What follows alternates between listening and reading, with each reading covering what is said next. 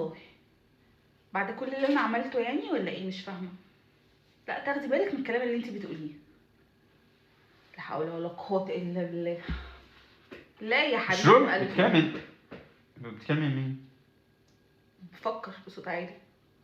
بفكر كده؟ لازم يسمع صوتك؟ ايوه عادي عادي، ما تخافش ما تخافش. لا فوقي لنفسك، فوقي لنفسك واعرفي انت بتقولي ايه ولمين. اوكي؟ مش شروق معنى ان خايفني انا بجد. تعبانه ان انا هسكت لك. شروق ماشي؟ ماشي حبيبتي. نعم. خايف كده؟ لا انت كده خايف ليه؟ هات ورقه وقلم ثانيه واحده بس اخلص موضوع دلوقتي. اسكتي انت الاول، اسكتي انت الاول وبعد كده. وليه انت صح يا حبيبتي. لا يا حبيبتي عنده حق. ما هي مجنونه، انت مش مجنونه. عنده حق يا حبيبتي ويتكلم براحته، جوزي وهو حر. كده وليه هي جوز برضه؟ لا احسن. انت مالك؟ ما يخصكيش بجد لما انا اشوف شكلها يعني اكيد هي ما اتجوزتش ابدا.